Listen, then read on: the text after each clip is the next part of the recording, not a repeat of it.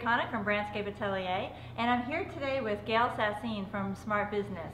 And I've been working with her on strategies and on a plan system actually for Brandscape Atelier so that I can actually achieve what I really want to achieve over the next 2 years. And I'm the classic entrepreneurial problem where I want to do everything now. And it's a little disappointing that I have to put things in order, but I'm really excited about the work we did because I have a strategy that actually allows for peace of mind. I know where we're going, I know where we're heading, and it's in a logical way alongside of handling our private client work and our small group client work. So I'm really excited. And I just want to say thank you for the work you did. Oh, you're welcome. It was fun. I really enjoyed it. Yeah, it was fun. Yeah. So we talked about having a conversation together for Yes. Brandscape and our folks that hang out with our videos. And we'd like to talk about the idea of the arrow and owning the arrow. Yeah. And we had talked, you were talking about that metaphor about hitting the target from your history. Oh yeah, I was in the service for a while, and people that know me know that. And at one point in my career, as a junior officer, I actually worked for the division artillery. Well, that meant those big guns had to be pointed precisely in order to hit the target. So, you know, when you were talking about the arrow and we were discussing, you know, that clear path with the arrow, the entrepreneurial arrow, it's kind of like, you know, it's one little degree can really, really put you off target. So in the field artillery, we learned how to do that. Elevation and distance, and it's kind of like fire for effect. And in a way, entrepreneurs really fire for effect. Absolutely. When they line everything up the way it's supposed to be and implement. And it's that arrow, you know, so that's pretty much, you know, the field artillery part of it. And in the entrepreneur world, with the arrow, very much the same.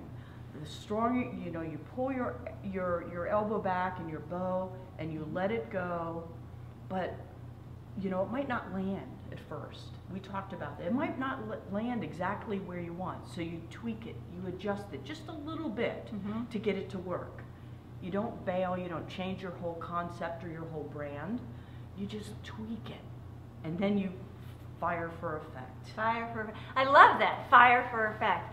And the other word that I haven't used often in brand development or brand refinement is precision. You know, you heard Gail talking about you know, firing for effect and being precise, because what you do miles and miles and miles away from your target, and you need to hit so that you have effect. In this case, it was a certain kind of effect. And in branding and in brand results, it's no different.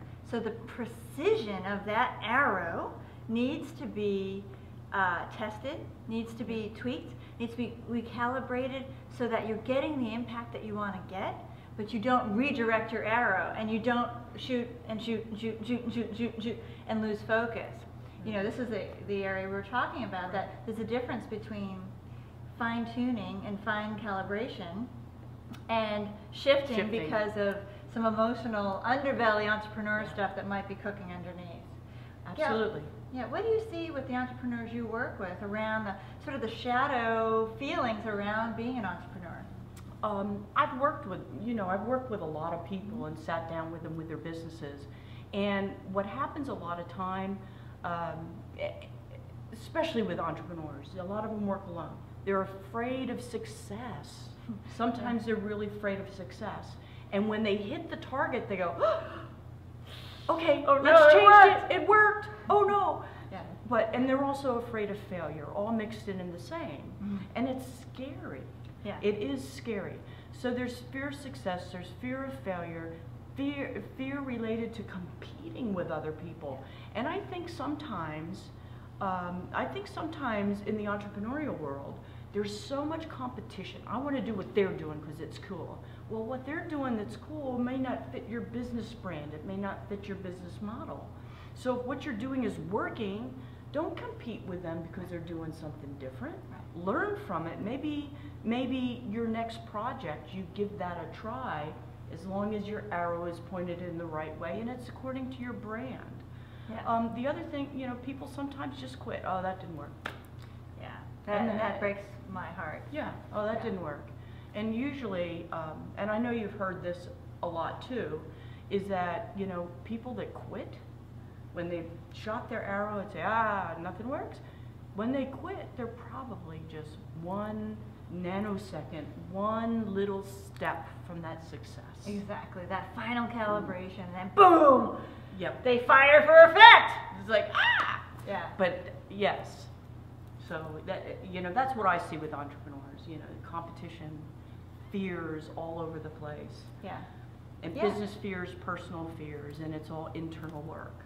Right. And that's why it's so important to be in a community of other like-minded, kindred spirit entrepreneurs who are freedom fighters, who are looking to make a difference in the world, but have the conversations so that they don't quit and so that they don't let the fear win, you know, where they get some tools around. I'm bigger than that. Yes, I'm terrified. You know, Oprah talks about every time she gets on the stage, she's always afraid. You don't ever lose that, thank goodness, because that means you're probably doing what you're supposed to be doing. And I just want to comment about envy, brand envy, watching somebody else, that's what we call brand it. envy, yep. Yeah, admire somebody else, look at what you really like about what they're doing. Chances are it's maybe not what they're doing, what they're delivering, but the way that they're doing it. But when you adopt, say, I want to be like you, I want to be like you, that's inauthentic. And if you're being inauthentic and you're applying a mask, like a facade brand attribute to your brand, you will fail. Yep. And so what we do is like, oh yeah, you love how they do that, let's break that down. What do you love about it? Why? What is it? And ultimately, it might be the way they have balance in their life, because we've been working on balance the last couple of days together. It might be that, wow, they seem to be able to do it all and go home on time and have dinner with their family. So then we know what to work on. But we don't become that brand. Absolutely. So I just wanted to kind of do the branding piece on that. So. Yep. And everybody is unique. What works for one person is not going to work for another person in business or in life.